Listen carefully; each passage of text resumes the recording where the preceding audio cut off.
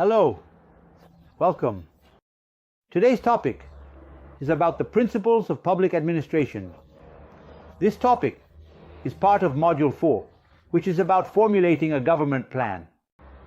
When we work on formulating a government plan, we address the government we have, the government we want, and how to achieve the government we desire. That's where the government plans and projects came from.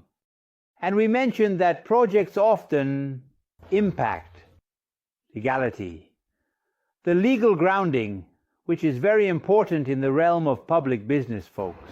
So, that reason, the principle of public administration is related to administrative rights. Look, we have within the principles of public administration the implicit principles, and we see a relationship among them. Let's touch on the first one, the supremacy of the public interest.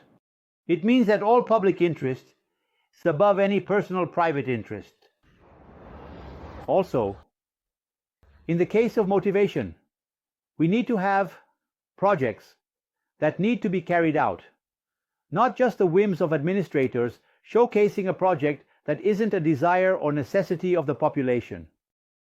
And in the case of unavailability or power, duty, what does that mean? It's about having a project or a case of public interest where you extend that case to private interest. That's not the case. We shouldn't do that, folks. The explicit principles, in total, there are 5 explicit principles: legality, impersonality, morality, publicity, and efficiency. Within the explicit principles, we have several that relate to the principles of bidding, which is our focus here, our topic. We will focus more on the principles of bidding. So one of them that isn't part of the bidding principle, I want to mention something about efficiency. Let's go. The principle of efficiency relates to good administration. A good administrator needs to have a focus on the proper use of resources. Also, to do standardized work, he has to train the staff, the public servants, so that they are competent in performing their duties. And finally, the reduction of costs in the public sector. That's how good administrator acts in the public sector, folks. Notice that the principles of bidding are outlined in Law 866 of 1993, 66 of 93, which regulates the bidding for administrative contracts and brings a range of principles to be followed by the administration in the conception of administrative property, which is to do the right thing in public administration. Now observe the main focus of our topic. It's the part about the principles of bidding. There are a total of 8, and many of them are already included in the explicit principles. So now we will go through each one and talk about them. Morality, illicit enrichment, waste of public money, committing fraud in public competitions. Although this case isn't strongly related to the bidding principle, it's something we can't overlook. And also failing to account for public services, folks. The principle of legality. All legal grounding is related to public administration.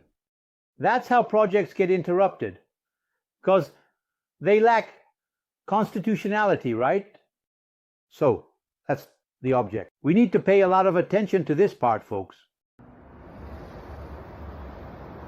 Impersonality. The agent responsible for the bidding process cannot let personal issues influence them during the bidding process.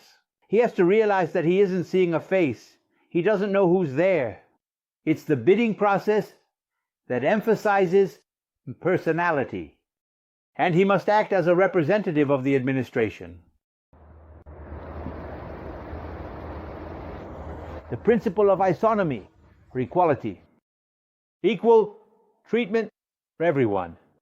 Not making discriminations is an aspect of embracing the egalitarian spirit, the principle of publicity.